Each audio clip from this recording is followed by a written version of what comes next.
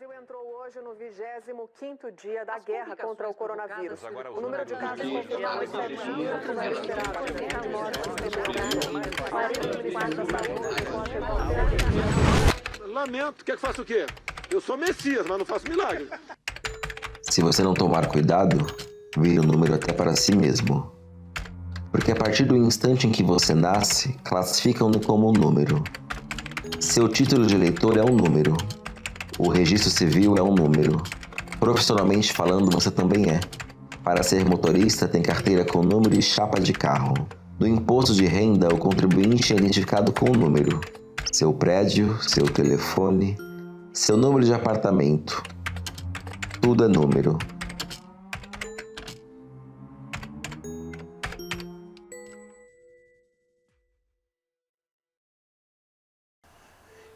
A gente está vivendo aí um momento de pandemia, mas mesmo dentro da pandemia, eu trabalho com alguns projetos sociais e alguns dias não tem como, a gente precisa ir para a rua.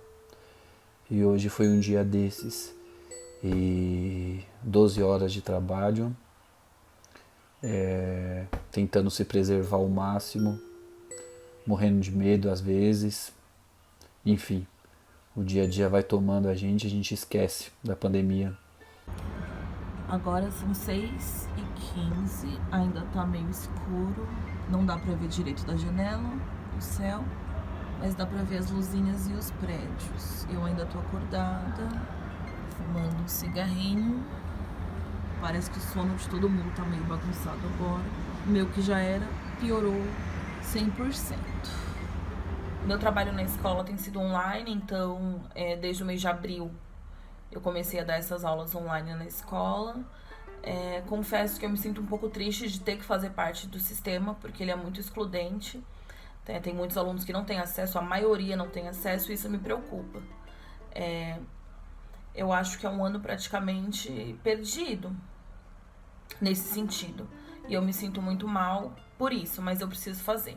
Mas não consigo me concentrar nisso. E tudo bem também o dia que eu não consigo fazer nada, que eu fico deitado o dia inteiro, que eu levanto só pra tomar banho, comer e deito. Tudo bem também, né? Não dá pra querer entrar no mesmo ritmo. Tem dias que bate uma bad, que eu sinto muita falta de várias pessoas. Sinto muita falta do meu pai. Sinto muita falta da minha mãe que mora em outro estado. No momento que vem a tristeza, eu deixo ela vir, eu sinto ela, até que ela passe. No momento que vem a ansiedade, eu deixo vir, eu sinto ansiedade até que pare. Dá um pânico às vezes em ver notícias. Tem dias que eu não vejo notícia nenhuma, confesso, porque eu vou ficar mais em pânico, mais desesperado. Então tem X dias que eu falo, não vou ver reportagem.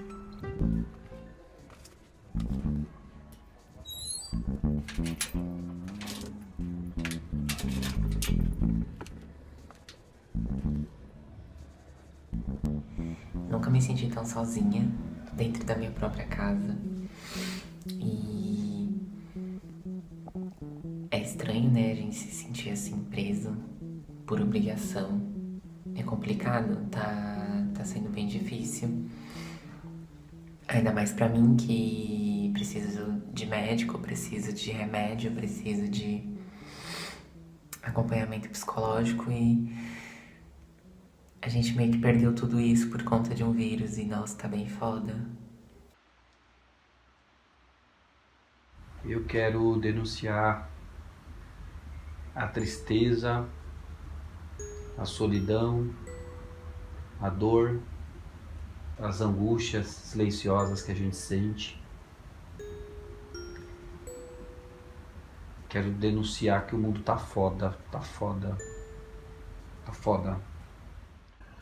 Ontem eu conversei com a Tata e falei pra ela, nunca me senti tão perdido.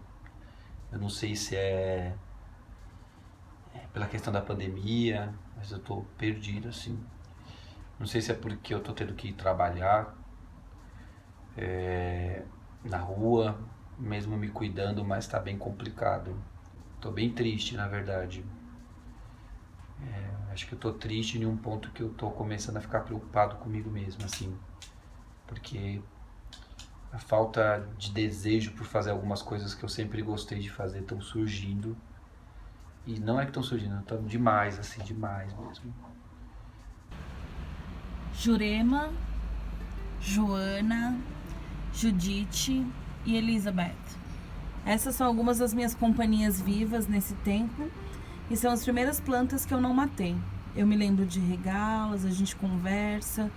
A Elizabeth era uma plantinha da minha mãe, que eu também cuido dela, que é uma forma de aproximá-la de mim também.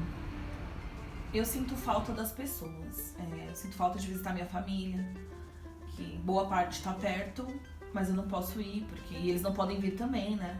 Toda uma questão de risco, eu tô no grupo de risco, tem muita gente da minha família também. Sinto falta da minha mãe, que foi embora esse ano pra morar no Ceará, e não posso pegar um avião e ir pra lá, ou ela vir pra cá pra gente se ver. Sinto falta do meu namorado, que mora em outro estado também, mora no Pará, não tem como ele vir, não tem como eu ir. Então eu sinto falta de gente, sinto falta das pessoas. Tem uma coisa que eu gosto muito de fazer, que é escrever. Então eu escrevo poesia, contos, umas maluquices também. Algumas pessoas falam, por que você não publica?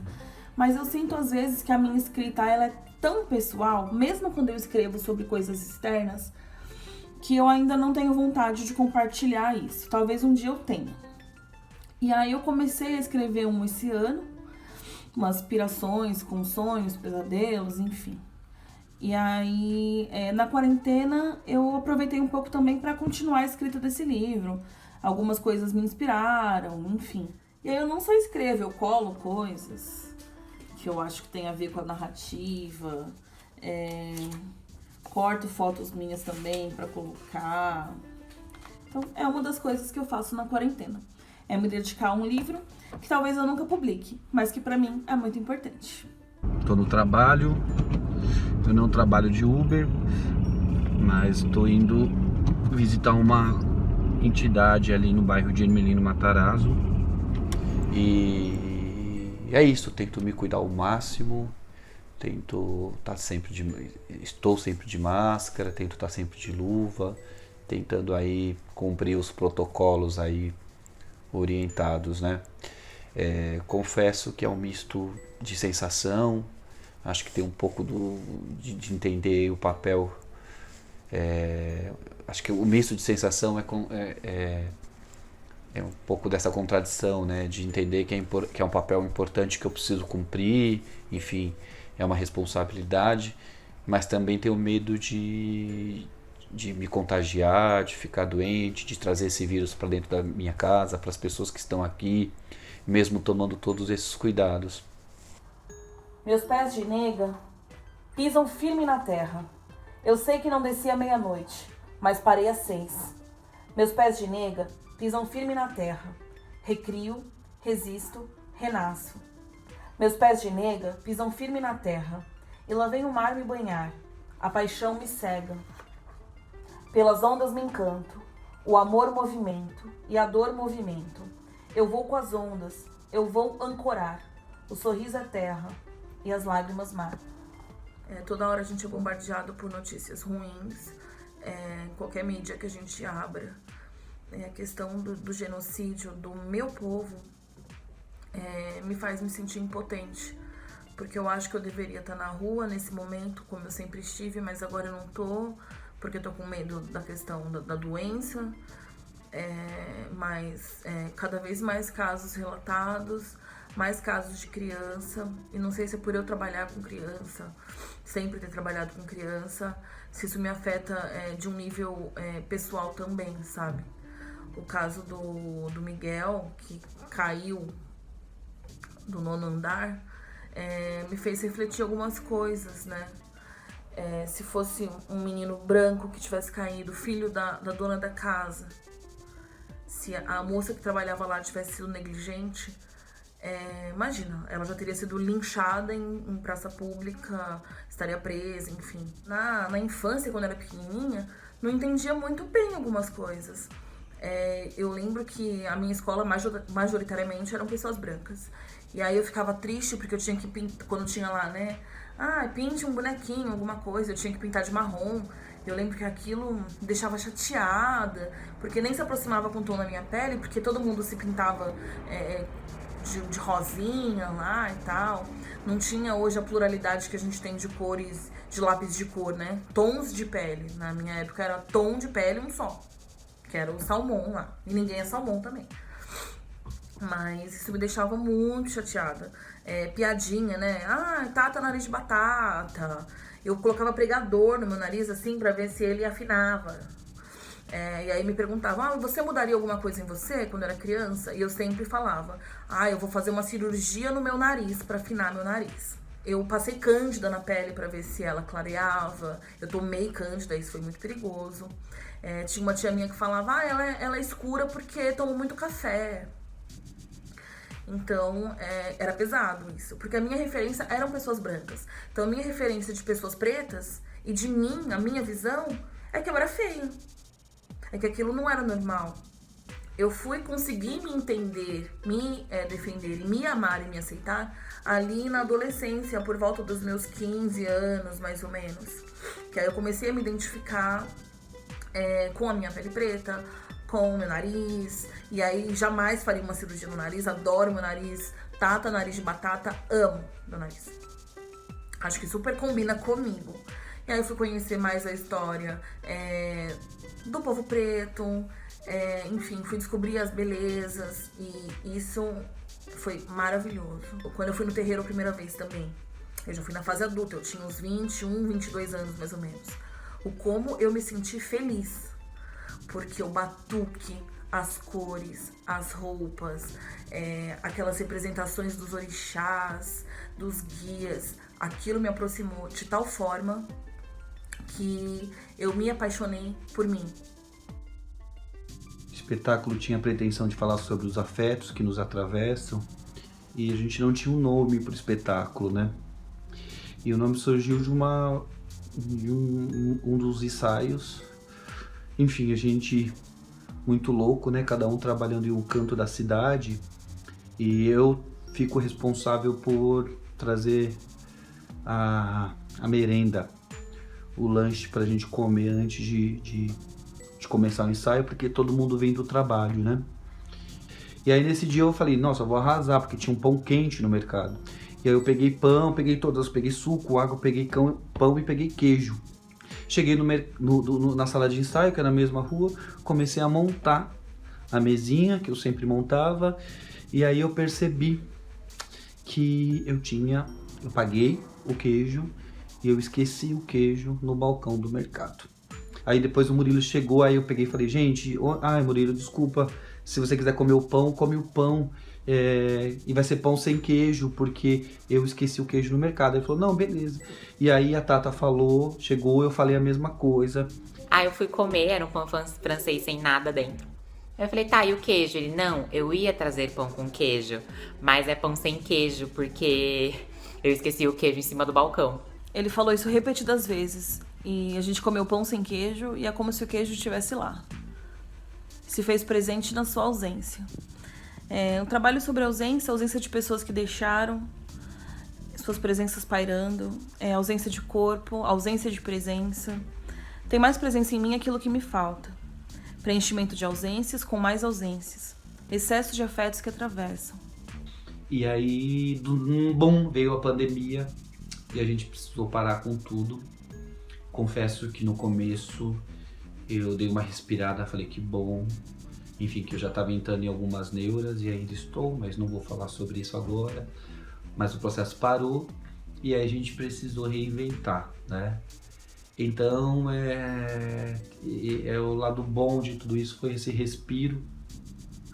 Mas eu sou uma pessoa de teatro, né? E estar com as pessoas do coletivo Sankofa não deixava de ser terapêutico para mim também. Então eu sinto que esse meu desequilíbrio atual também vem desse afastamento aí dos palcos, do ensaio, mesmo com todas as questões, com todas as dificuldades que aí todas e todos os atores independentes têm. Eu venho percebendo, eu não percebi a falta, mas eu percebo que esse espaço, né, de não estar em cena, de não estar brigando sobre isso, discutindo sobre algumas questões cênicas, também fazem parte desse processo meio de bad que eu tô atravessando agora. Tava sendo um processo legal, tava sendo um processo muito gostoso. Pra mim, pelo menos, tava sendo incrível, porque eu tava trabalhando com gente nova e não pude ver essas pessoas mais inteiras em cena e compartilhar coisas com ela por conta desse devido ocorrido, né? Que foi essa pandemia, essa doença, enfim. Uma coisa que me marcou muito nesse processo foi as tretas com o Rodrigo. Gente, eu e o Rodrigo tretava muito, tipo, muito mesmo. Eu acho que ele gostava de me irritar. Eu sinto falta da gente aproveitar a mesa, gente. Nossa, eu queria muito ter aproveitado aquela mesa. Eu queria muito ter aproveitado as cenas que a gente elaborou pra aquela mesa estar lá e acontecer. E eu sinto falta da gente não ter aproveitado essa mesa. A criação de cenas também foi muito interessante, porque eu gosto de criar, então eu sempre penso no cenário, eu sempre penso no figurino, sempre penso no que vai compor ali aquilo que eu tô escrevendo. Eu escrevo, imagino e faço. E é legal colocar isso em prática, ver o olhar das pessoas, saber se aquilo que eu escrevi, que eu tô interpretando, se eu consegui passar ou se ficou repetitivo, enfim. É muito bom receber o feedback. E aí, tanto a cena que eu fiz com a princesa decorando o texto pra cena, e a outra cena que eu criei, que fiz junto com a Helena também, depois com o Rodrigo, foi muito, muito legal, muito enriquecedor. Quando a gente recebeu o texto, eu acho que deu um gás maior, porque a gente já tava ali desenhando como ia ser a cena. Então a gente fez prova de figurino, já tava ali com parte do cenário, já tava ensaiando com esses elementos. Então acho que ali deu uma... Falei, ó, vai acontecer. Esse espetáculo, que a gente chama de não espetáculo, pão sem queijo, vai acontecer, vai rolar. E aí quando a gente achou que ia rolar, veio a pandemia. E aí não vamos estrear o espetáculo, estamos fazendo algumas coisas online, o curta, enfim. Mas é um espetáculo que não sabemos quando vai estrear, se os teatros estão fechados. Enfim, por causa da pandemia tá tudo muito incerto ainda. E rola um pouco de frustração, saber que a gente passou tanto tempo ensaiando e não apresentar isso, né? A peça ia ser estrear em abril e bem no meio aí da pandemia. Então, me deixou um pouco frustrada. Mas pensando nessa peça, que não era uma peça, nesse espetáculo que não aconteceu, talvez seja um desfecho pro processo. Sempre que desejo contar alguma coisa, não faço nada. Mas quando não desejo contar nada, faço poesia. Eu queria ser lido pelas pedras. As palavras me escondem sem cuidado. Aonde eu não estou, as palavras me acham.